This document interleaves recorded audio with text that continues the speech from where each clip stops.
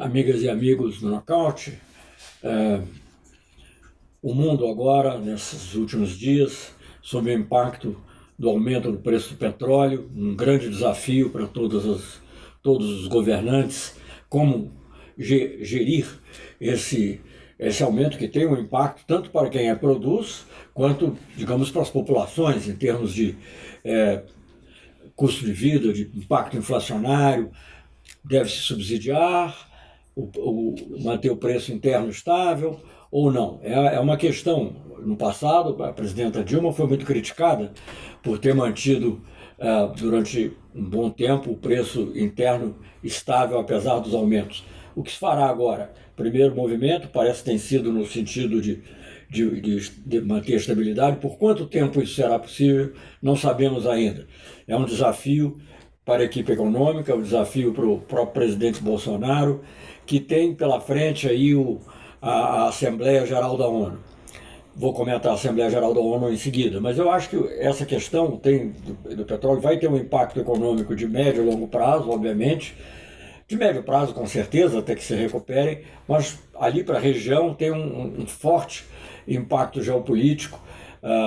Sabemos que foram os rebeldes do Iêmen estão reivindicando o atentado que causou esse prejuízo à Arábia Saudita, essas perdas na Arábia Saudita, mas os Estados Unidos estão querendo jogar a culpa no Irã. Eu não creio que o Irã tenha nenhum interesse em provocar uma reação dos Estados Unidos, atiçar, digamos assim, os falcões dos Estados Unidos nessa hora, justamente no momento em que sai o John Bolton, que tornaria talvez mais possível algum tipo de negociação com relação ao seu programa nuclear.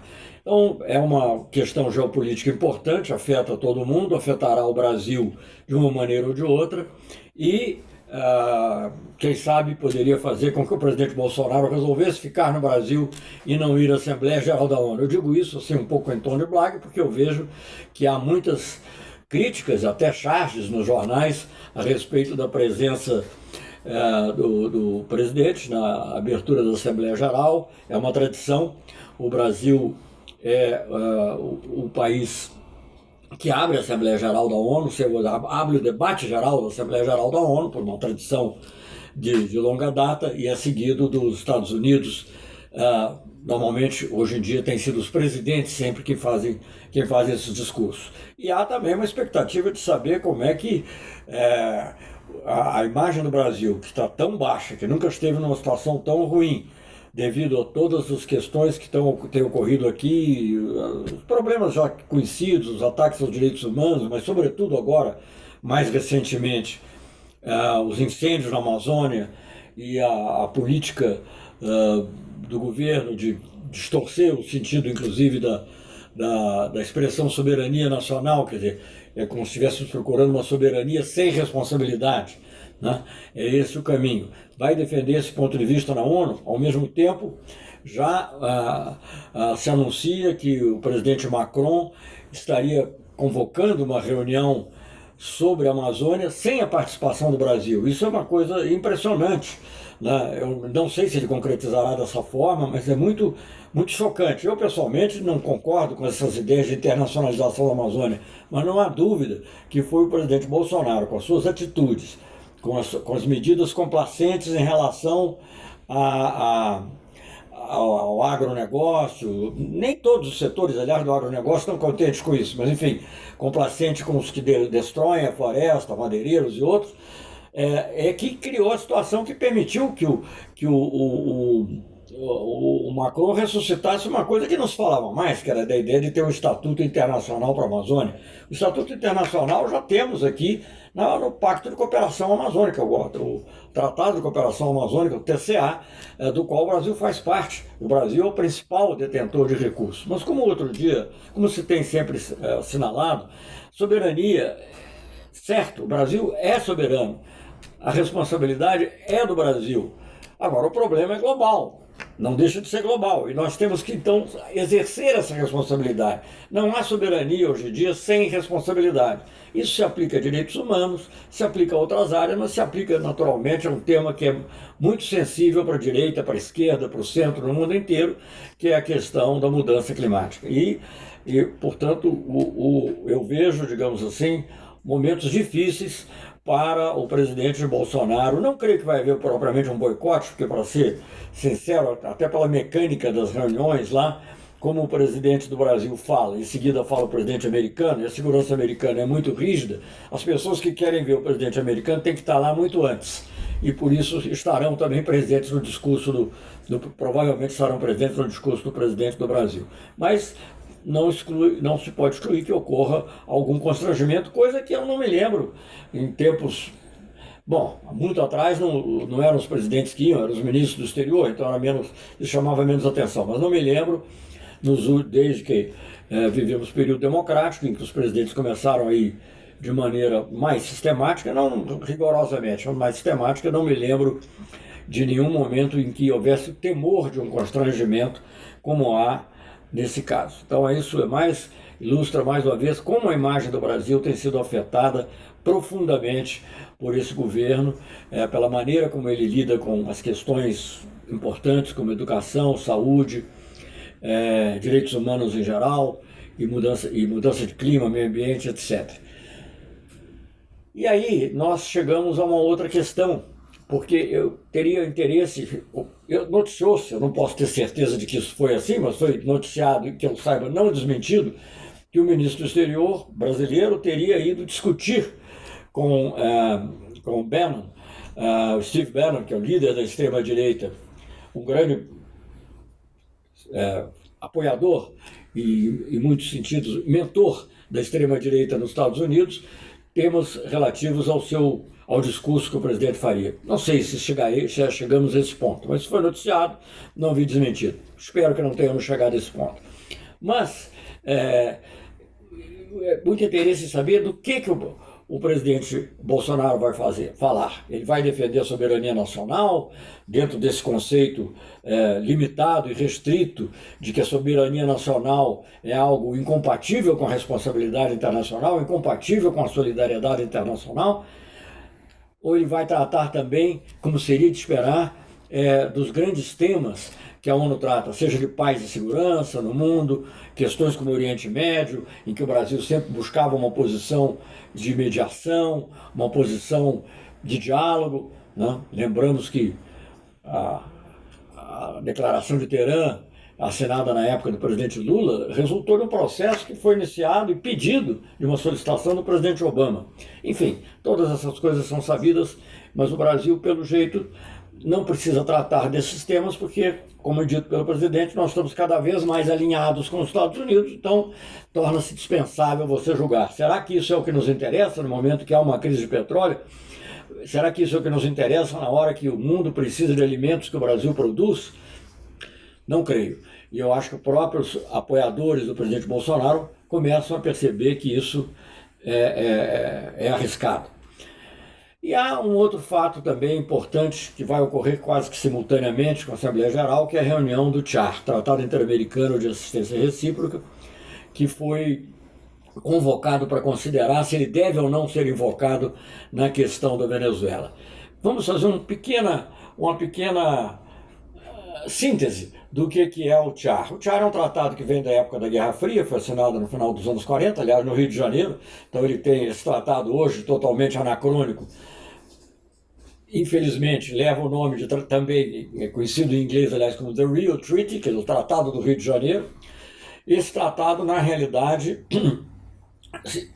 como um elemento claríssimo da Guerra Fria, é um pouco parecido em alguns aspectos, embora não preveja dispositivo militar permanente, etc., mas a filosofia é parecida com a da OTAN em um aspecto, pelo menos, que é a ideia de que o ataque a um país é ataque a todos.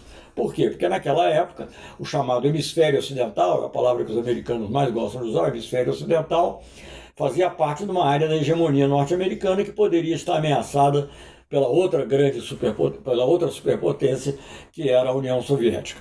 É uma curiosidade, porque o TIAR tinha um mapa que era anexo ao Char, que incluía até a Groenlândia. Então o hemisfério aí ia até a Groenlândia. Então quando eu vejo hoje também o Trump falar em comprar a Groenlândia, eu vejo que certas coisas teriam uma lógica geopolítica maior, quando via os meridianos que delimitavam a área de aplicação do tratado incluía a Groenlândia. Mas deixando essa curiosidade de lado,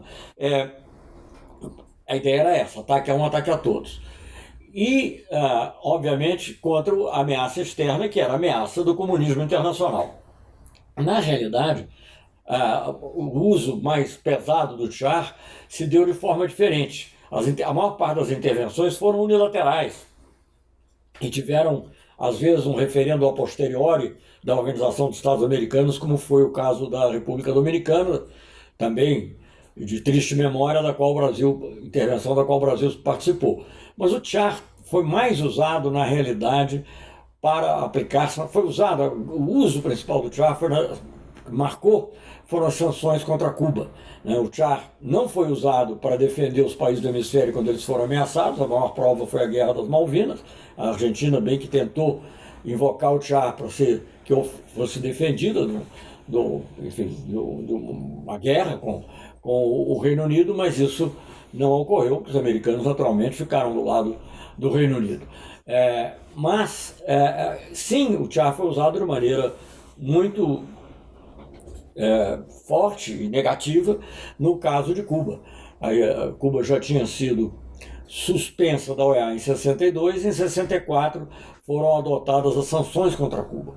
Até algo interessante notar, porque em 62 o governo João Goulart, embora o sistema parlamentarista, ministro das Relações Exteriores Santiago Dantas, o Brasil se absteve da votação de sanções, e é preciso entender que no sistema de votação do Char, a abstenção conta como voto contra, porque na realidade, para que uma resolução seja aprovada, ela tem que ter 2/3 dos países membros. Quer dizer, o país que se abstém, ele não adotou talvez a posição mais proativa de ser contra ostensivamente, mas na prática é um voto contra, e foi assim que Santiago Dantas, grande defensor de uma posição de defesa da não intervenção, de defesa da autodeterminação dos povos, Santiago Dantas fez um belíssimo discurso, belíssimo discurso de improviso, e assim ficamos. Agora corremos um risco duplo. O primeiro, que eu acho um pouco mais remoto, é de que se autorize algum tipo de ação militar, ou mesmo que ela não seja empregada, que isso seja utilizado para amedrontar, intimidar o governo venezuelano. Não é à toa que a iniciativa partiu da Colômbia, obviamente com apoio do Brasil, e também do próprio autoproclamado presidente interino Guaidó, da Venezuela. Lembrando que o próprio presidente Guaidó falou também que ele não excluiria uma intervenção militar no caso da Venezuela, mas eu acho que é difícil que se chegue a isso. Não é impossível, porém, e é algo que inspira muitos temores. Eu digo não é impossível porque houve a Costa Rica, no momento em que houve a apresentação dessa resolução de convocação da reunião do Char, a Costa Rica propôs uma emenda que dissesse que não seria aplicada, que a hipótese de uso da força não seria contemplada. E essa resolução e essa proposta da Costa Rica não foi aceita. O Brasil votou contra. Um país como o Peru, do Grupo de Lima, aliás, o Grupo de Lima que foi criado em Lima, obviamente, o Peru se absteve, mas o Brasil não, votou contra, dando a entender que ele poderia até vir a favorecer o emprego da força. Isso é algo que seria um desastre para a América do Sul, seria a primeira vez que haveria um emprego direto do uso da força. Não estou falando de apoio ao golpe militar, como houve no Brasil, no Chile, mas a primeira vez que seria o emprego do uso da força, seria um desastre absoluto, e isso nos lançaria provavelmente, faria a América do Sul se transformar provavelmente num imenso Vietnã, porque a resistência lá na Venezuela ocorreria, e isso se estenderia para outros países, seria algo realmente que eu espero que o bom senso prevaleça e não passe. Mas também as sanções serão muito negativas. A Venezuela já sofre muito com as sanções. Sanções têm um efeito devastador na economia dos países. Eu acompanhei muito de perto as sanções aplicadas no Iraque. No caso do Iraque, inclusive, eram sanções aprovadas pela ONU, que não será o caso aqui e, portanto, a própria legalidade dela será discutível. Qualquer medida também, o uso da força, discutível, a não ser legítima defesa, que obviamente não é o caso. Então, se houver sanções, o paralelo que a gente tem que fazer que pode fazer com o Iraque, você reduz o país, a economia do país é reduzida a cinza. Quer dizer, o Iraque foi transformado em um país que tinha uma renda média similar à dos países menos desenvolvidos da Europa Ocidental, como Grécia e Portugal, e foi reduzido a um país de menor desenvolvimento relativo, um país, digamos, com uma estrutura econômica quase medieval. Né? Isso em função das sanções da ONU. Participei de perto do exame dessas sanções, vi como elas prejudicavam, sobretudo crianças, enfim, a mortalidade infantil subiu, a expectativa de vida caiu, as águas passaram a ser mais poluídas. Tudo isso está em relatórios que foram baseados em estudos feitos pelo PNUD, Programa das Nações Unidas para o Desenvolvimento, enfim. Então, as sanções que já são aplicadas pelos Estados Unidos poderiam, dentro de um contexto já, ser ampliadas para que outros países do chamado hemisfério, eu não gosto dessa palavra hemisfério, os americanos é que gostam de chamar de Western Hemisphere, eu não vejo, não existe hemisfério oriental, então como é que pode ter hemisfério ocidental? Mas enfim, os países aqui das Américas, do hemisfério ocidental, poderiam aplicar sanções mais fortes ainda, ou participar das sanções que os americanos já aplicaram, legitimar essas sanções com uma aparência multilateral. Isso seria muito grave. Vimos há pouco uma entrevista do Maduro aí à Folha de São Paulo. Eu não necessariamente concordo com outras coisas que o Maduro disse, como é que deveria ser tratado, a Assembleia Nacional, a Assembleia Constituinte, são outras questões. Mas não há a menor dúvida que hoje em dia o pior mal que mais assola a Venezuela, a população mais diretamente, são as sanções. O problema da queda da produção do petróleo, a Venezuela talvez até pudesse estar se beneficiando agora desse aumento, mas a queda da produção de petróleo é porque elementos essenciais à produção fazem parte desse embargo, eles não estão podendo importar, como aliás não estão podendo importar também alimentos, enfim, todo esse arsenal de sanções unilaterais que o governo norte-americano aplicou historicamente a Cuba e que está aplicando à Venezuela. Então, o TIAR é algo que tem que ser olhado de perto, a reunião do TIAR, e, sinceramente, é um instrumento anacrônico. Para falar a verdade, eu tenho até um certo arrependimento de não ter proposto ao presidente Lula que o Brasil denunciasse o TIAR, como aliás já tinha feito não só países bolivarianos, mas o México, por exemplo, já tinha saído do TIAR. O TIAR é um tratado da época da Guerra Fria, ele não tem nenhum cabimento, nenhum sentido num contexto atual do mundo, e muito menos para aplicar dessa forma a um país da região. Não se trata de um ataque externo, não se trata de nada desse tipo.